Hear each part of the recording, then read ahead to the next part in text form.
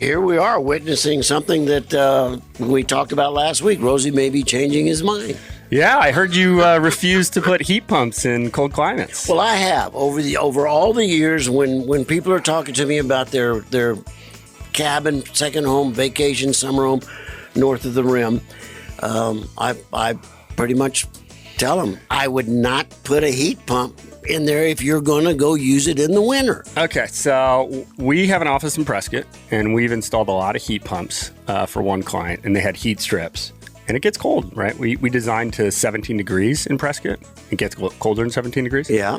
When we put conventional equipment in with heat strips, we still had customer complaints when it got really cold out. Yeah.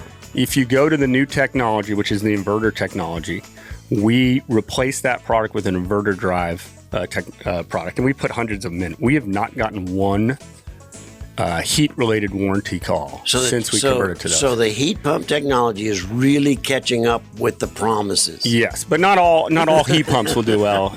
Not all heat pumps will do well in the heat cycle. So at REEis, we wouldn't put a heat pump in Carefree, right? Because it just got too cold in Carefree. Yeah. Now we'll put them in Flagstaff. But there's certain type of heat pumps. It's an inverter drive heat pump. It performs really well. Like we have heat pumps that'll cool or heat down to -5. So I may be changing my mind. I haven't committed yet. Well, I may be changing my mind on this. It's more than just the yes and no answer, right? If you're putting a unitary heat pump in a cold weather climate, it's not going to perform that well. But if you put a modulating or inverter drive type heat pump, it'll do really well. And they actually have high heat pumps that actually have really high heating output. And they do fabulous. Now, Christmas morning in the cabin in the White Mountains, it's got a little fresh layer of snow on the ground. It's kind of damp. It's just below freezing.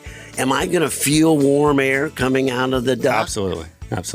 So a conventional, that's what I like about the gas furnace. You actually have a warm breeze coming out of your supply duct. A furnace is going to produce a lot of heat for you. Yeah.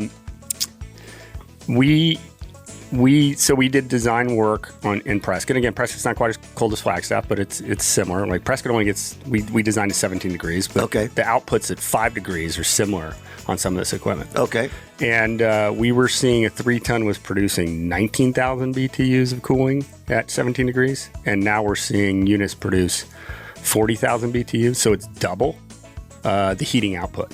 And so unitary equipment, what happens is it's just an air conditioning running backwards. So the outdoor condenser will freeze up.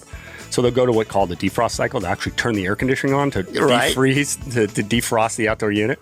The inverter drive's never going to defrost. Okay. They just don't. So they're great. I could just tell you from data, we've done hundreds of houses in Prescott, and when we converted that inverter, we just stopped getting calls. This is really mind-stretching. This is like about the third thing I've had to reconsider that I've just felt really strong about for decades. Yeah. Rosie on the house, every Arizona homeowner's best friend.